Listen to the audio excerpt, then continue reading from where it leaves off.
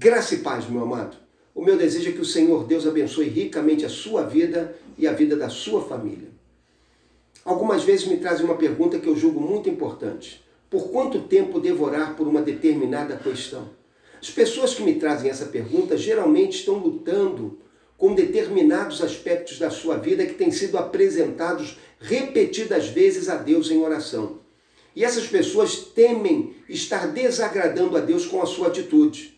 Ainda mais quando elas leem o texto de Mateus capítulo 6, 7, que diz assim: e orando, não useis de vãs repetições como os gentios, porque presumem que pelo seu muito falar serão ouvidos. Elas temem estar usando de vãs repetições e dessa maneira estarem fazendo algo que desagrada o coração do Senhor. Devemos lembrar que a Bíblia, no Novo e no Velho Testamento, nos exorta a cultivarmos uma vida de oração perseverante. A Bíblia, em todas as suas páginas, está nos exortando a que vivamos uma vida de comunhão com Deus, buscando a face dele, e isso de modo incansável.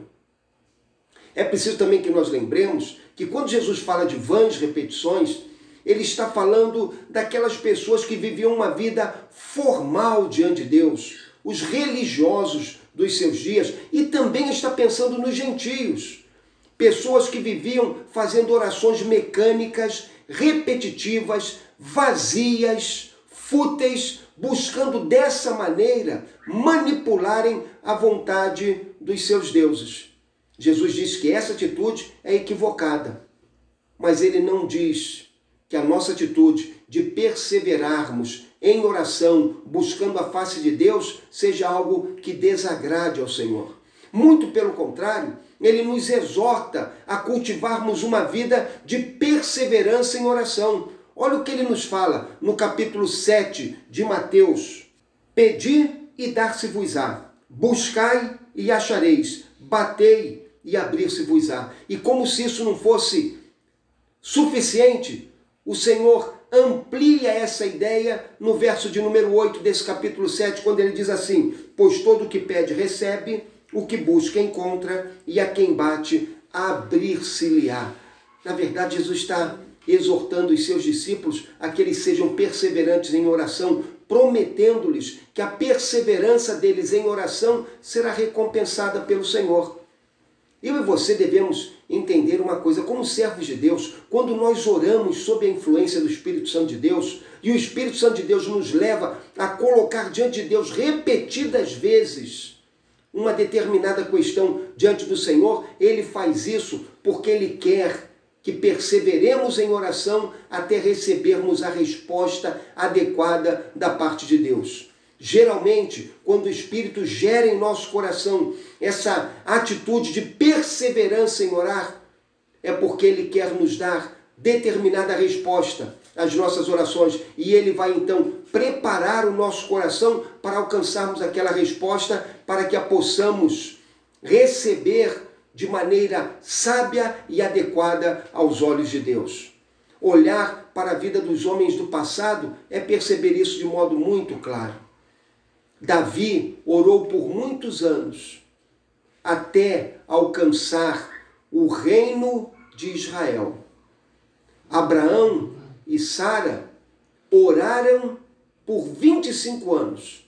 E durante esses 25 anos, eles esperaram diante de Deus até alcançarem a bênção prometida, o nascimento de Isaque, o filho da promessa. O próprio Isaque orou por 20 anos em favor da sua esposa Rebeca, que era estéril. E ao final desse período, Deus o recompensou com o nascimento de seus filhos Esaú e Jacó. Jacó, filho de Isaque, teve muitas experiências de oração com Deus. Uma delas foi aquela experiência no Val de Jaboque, onde ele passou a noite em luta com um anjo enviado por Deus. Ele disse àquele anjo que ele não o deixaria até que ele o abençoasse. Veja que vida de fé, que firmeza de Jacó, que diz: não te deixarei até que me abençoes. Elias permaneceu firme diante de Deus, num tempo de impiedade. E houve um momento em que Deus lhe deu a palavra de que não haveria chuva em Israel, senão quando ele ordenasse. E por 3 anos e 6 meses não houve chuva em Israel. E então, após aquela grande vitória sobre os profetas de Baal, Elias clamou ao Senhor para que ele enviasse chuva. E Elias perseverou orando 7 vezes, até que o Senhor enviou chuva sobre Israel. Naqueles dias, diz o Senhor, havia 7.000 homens fiéis a Deus.